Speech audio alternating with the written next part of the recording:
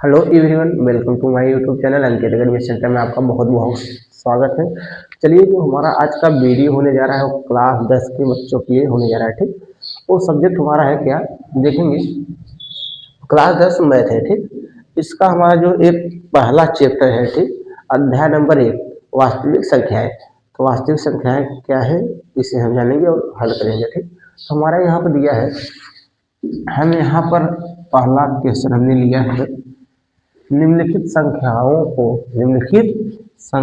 को ठीक अभाज्य गुणनखंडों के रूप में, अभाज्य गुणनखंडों के गुणनफल के रूप में, अभाज्य गुणनखंडों के गुणनफल के रूप में व्यक्त कीजिए। ठीक, तो हमें यही व्यक्त करना है, अभाज्य गुणनखंडों के रूप में व्यक्त करना है। ठीक, गुणनफल के रूप में। चलिए देखेंगे हम इसे व्यक्त कैसे करेंगे, देखेंगे। यहाँ पर हम पहला सवाल लेंगे, क्या लेंगे, सवाल नंबर पहले का पहला लेंगे। तो इसे कैसे हल करेंगे तो जानेंगे, आप सभी देखेंगे, हमारे वीडियो में अंत तक बने रहिए, देखेंगे। यहाँ पर लिखेंगे हल। ठीक, क्या लिखेंगे, हल। तो पहला हल करेंगे, देखेंगे कितना है 140, कितना है 140। ठीक, इसका क्या करना है, अभाज्य गुणनखंड, क्या करना है, अभाज्य गुणनखंड। तो अभाज्य गुणनखंड करिए 140 का। तो देखेंगे, आपको मैं एक चीज बता रहा हूँ, यहाँ पर ध्यान से देखेंगे। क्या, अगर 0, 2, 4, 6, 8 ये सभी संख्याएं आती है, किसी संख्या के अंत में ये संख्याएं आती है, तो वह संख्या किससे कटेगा, 2 से कटेगा। किससे कटेगा, 2 से। ठीक, एग्जाम्पल में जैसे 20, इस संख्या के अंत में कितना है, 0, ठीक, किससे कटेगा, तो 2 से कट जाएगा। ठीक, जैसे 50, इस संख्या के भी अंत में क्या है, 0, तो यह भी किससे कटेगा, 2 से कटेगा। ठीक, और जैसे ले लीजिए यहाँ पर 100, इस संख्या के अंत में कितना है, 0, तो यह भी संख्या किससे कटेगा, 2 से कटेगा। ठीक ना। और दूसरा ले लीजिए, जैसे ले लेंगे यहाँ पर 24, इस संख्या के अंत में क्या है, इसमें से कोई आया है, आया है, क्या आया है, 4 आया है, तो किससे कटेगा, 2 से। जैसे ले लीजिए यहाँ पर 48, इसमें से इस संख्या के अंत में देखिए यहाँ से कुछ आया है, आया है, तो एक किससे कटेगा, 2 से कट जाएगा। ठीक, समझ आया हो। तो आगे हम चलते फिर देखेंगे यहाँ से, जैसे 1, 1, 1, 3, 5, 7, 9। ठीक, अगर ये सब संख्या आते हैं तो वह ये सब क्या है, विषम, क्या है, विषम संख्या, क्या है, विषम संख्या है, क्या है, विषम संख्या है। विषम संख्या किसी संख्या के अंत में आएगा तो वह विषम संख्या से ही कटेगा। तो हम बारी बारी से पहले 1 से चेक करेंगे, इसके बाद 2 से चेक करेंगे, इसके बाद 5 से, इसके बाद 7 से। ऐसी विषम संख्या से हम चेक कर लेंगे किससे वह संख्या कट रही है, तब हम उसे काटेंगे। ठीक, तो चलिए इतना बात समझ में आ गया होगा, तो आगे चलते हैं हम। चलिए आगे चलते हैं, इसे इसे हम मिटा देते हैं ना, इरेज कर दें। ठीक, चलिए देखिए,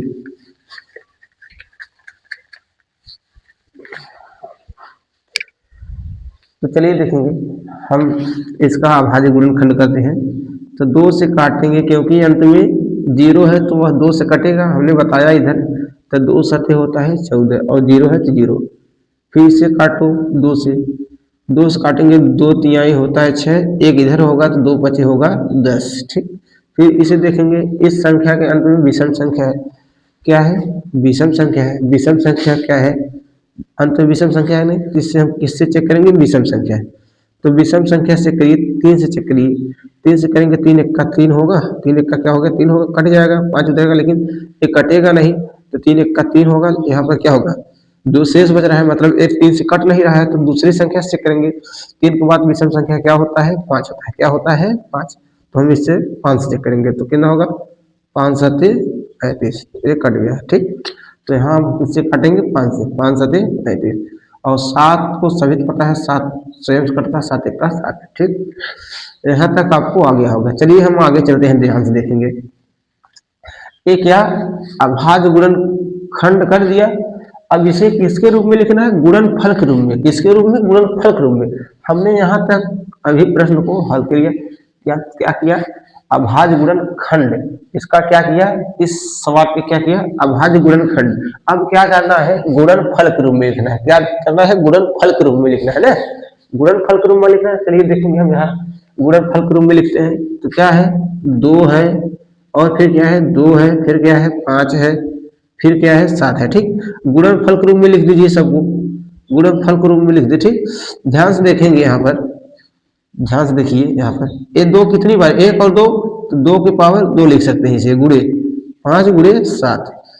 यही हमारा क्या है, आंसर है। क्या है, आंसर है। ठीक, यहाँ तक आपको आ गया होगा। चलिए हम अगले सवाल पर चलते हैं, दूसरे वाले पर। दूसरा सवाल देखेंगे यहाँ से ध्यान से। दूसरा सवाल हमारा क्या है, दूसरा सवाल दिया है हमारे 156। क्या दिया है, 156 ना।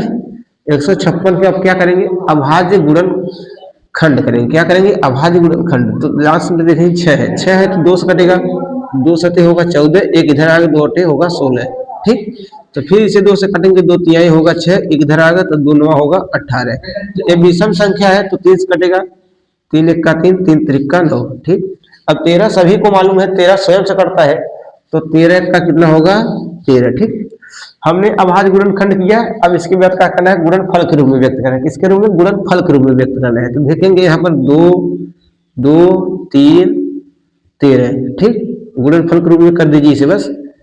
और 2 कितनी बार है, 2 बार है तो 2 की पावर 2, और क्या है 3 गुणे क्या है 13। यही हमारा क्या है, आंसर। ठीक, इसी प्रकार हम अगला सवाल लेंगे, तीसरा सवाल लेंगे। क्या लेंगे, तीसरा सवाल, सवाल नंबर तीसरा, पहले का तीसरा।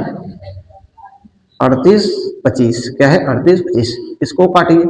अब लास्ट में देखेंगे क्या है, विषम संख्या। लास्ट में क्या है, विषम संख्या। तो यह विषम संख्या से कटेगा, तो चेक करिए। सबसे पहले किससे चेक करेंगे, चेक करेंगे हम किससे, 3 से। 3 से चेक कर ले, तो 3 से चेक करिए इसे, 38 और 25 को। तो 3 से चेक करिए, 3 1 का 3, एक कटेगा, अगली संख्या 8, 3 दूना होगा 6, 2 होगा, ये 2 उतरेगा, 3 सते होगा 21, यहाँ पर देखो 1 5 3 25 होगा 15, मतलब 3 से कटेगा।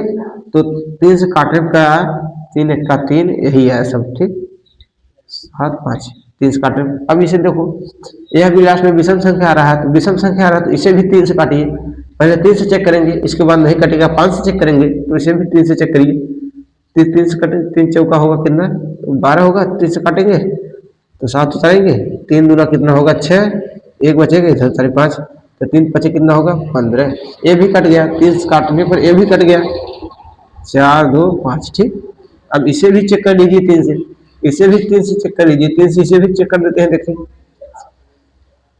देखिए ध्यान से, 3 से ना, 3 1 का कितना होगा 3, तो एक आएगा इधर 2 उतार लीजिए। ठीक, तो 3 चौका कितना होता है 12, 3 चौका कितना होता है 12, एक कट गया 5, लेकिन 3 5 3 1 का 3। यहाँ पे देखिए इसमें एक कट नहीं रहा, शेष बच गया, तो मतलब कट नहीं रहा है, तो इसे 3 से चेक करिए, हमने नहीं कटा।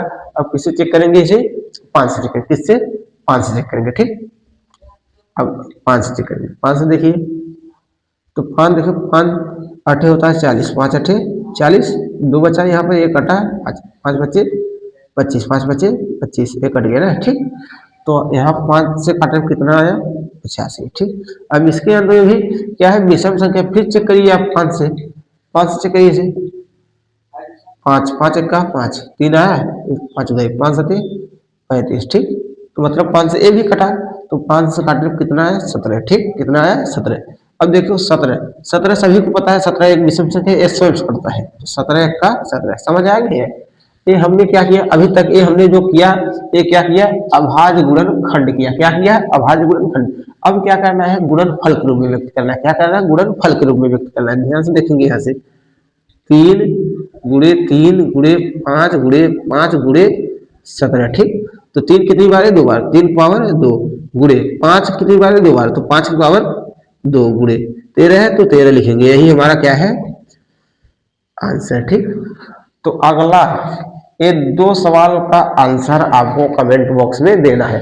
अगर नहीं आएगा तो आप कमेंट करिए, तो हम बताएंगे इस सवाल को। ठीक, तो लेकिन प्रयास आप लोगों को जरूर करना है, आप लोगों को क्या प्रयास जरूर करना है ना, तो इसे प्रयास कर लेना है। जब नहीं आएगा तो आप कमेंट करिए, हम इन दोनों का वीडियो बनाकर आपको देंगे। ठीक, तो चलिए आज के लिए बस इतना ही। अगले वीडियो हम प्रश्न संख्या 2 देखेंगे।